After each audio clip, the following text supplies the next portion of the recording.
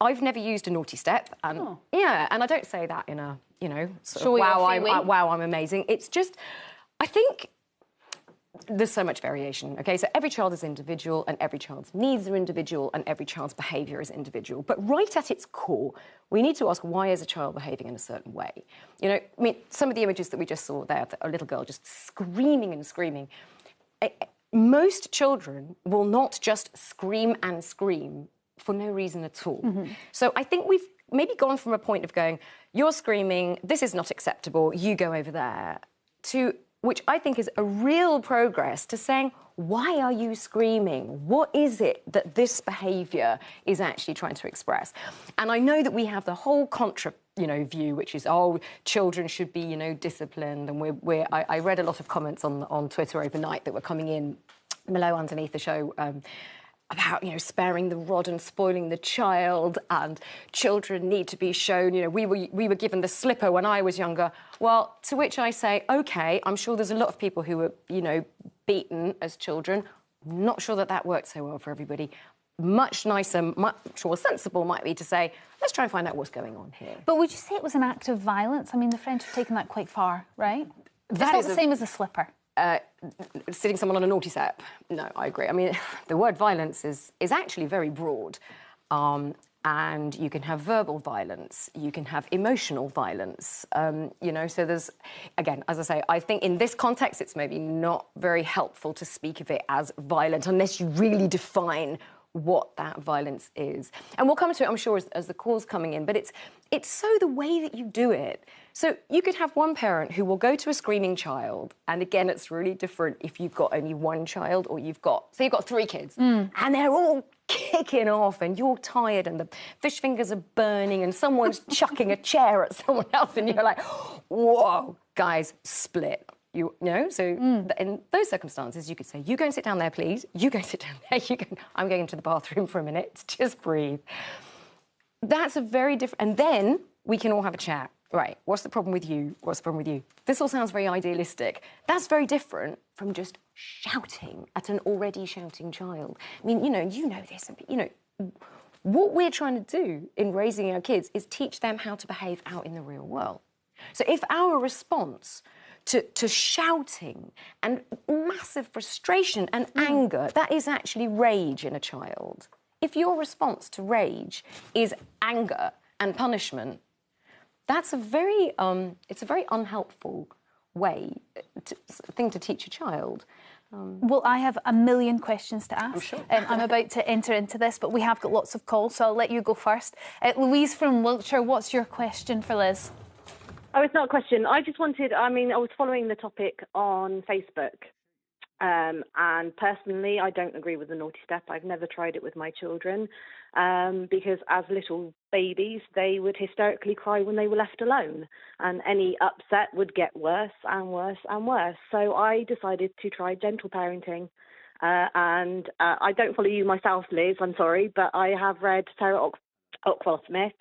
And I like what she talks about. And I like how they look at, as adults, we started looking more at the psychological effect that what we do with our children might have on them as they grow older. Louise, what's gentle parenting? Is that the negotiation, the talking to them, the finding out what's at the crux of the problem? Yeah, it's giving them a chance, let them have their 5 minutes of screaming and shouting, let them get it out of their system, and then talk to them about it. How easy is that to do if a child's under 5, though? It is hard. I mean, my 2 are 2 and 4. It is hard, but age appropriate and simple. Don't overcomplicate the language you are using. But sometimes it's hard to articulate why a child can't do something. I was speaking to a colleague actually earlier whose child is 20 months, I think, and wanted to hold a hot cup of coffee or a hot cup of tea. And obviously she said that she couldn't.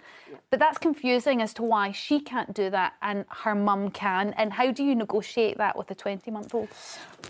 Well, when there's a safety issue, running out in front of a car, picking up something hot, the whole thing with parenting is just to judge every single instance and every child on its own merit, or, how you talk to that particular child. 20 months is very, very young. And that's for me, it would just be a simple case of, no, don't touch, that's hot, that's hot. And, we teach that. That's exactly what she did. But what Louise was saying there about gentle parenting, and it's so sad that when someone says gentle parenting, which, by the way, I think is such a fantastic idea, I think it's the way we should be doing it, you get this whole snowflake word that gets thrown around as if we're somehow raising children who are going to be unable to cope in the real world when people say, no, you can't do that, and they go into a classroom. You've got a teacher with 35 children. The teacher has got to be able to tell these children, they need to know yes from no. But have we not moved away, surely, from a place where shouting at our children and punishing a child for being upset is seen as in any way an okay way to behave? And 2 and 4, is a really difficult... I've been there with, 0, 3 and 5. It is a very hard stage, but that's exactly the stage when you want to be teaching this stuff. It's not the same as negotiating. There's a lot of sort of anti-negotiation talk because, we shouldn't negotiate with a 2-year-old, but you can still ask, what's the matter? We're failing as parents if we can't try to put the time into understanding why you're so upset. What is it? And actually, as people go into their adult life, there are so many people of my age, or maybe 30, 40, 50, who are being diagnosed now with conditions like ADHD, with different conditions where they now know, if you'd known that when you were 2, 3 and 4, if your parents had understood why you're responding in this way, it's because you actually can't express yourself in that same way. It would have helped so much for these people. Would your parenting be different if your child had additional needs, like they had ADHD or a different condition that made it harder to negotiate or harder to discuss with them why they were upset? And how would that differ? Well, I mean, you have to treat each child in the way that child can understand things and can process things, for sure. Even if you have more than one child will be entirely different to the other child. It's just not good enough anymore at all to say, children need disciplining, this is how the world works, you've been bad, go and sit over there and think about it. It's entirely different to split up, diffuse a very angry situation. And as children get older, and so I work with the National Centre for Domestic Violence, so I'm the ambassador of that organisation.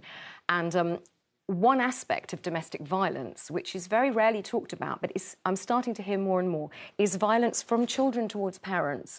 And there will be parents listening to this, nodding, going, yes, because what do you do then when you have a stronger child and a child getting older who's 4, 6, 7, 8, and who is hurting you physically? What do you do then? Well, again, we have to go right back to the basics of not escalating, so making sure that this is in whatever safe way we can do, diffuse this as quickly as possible.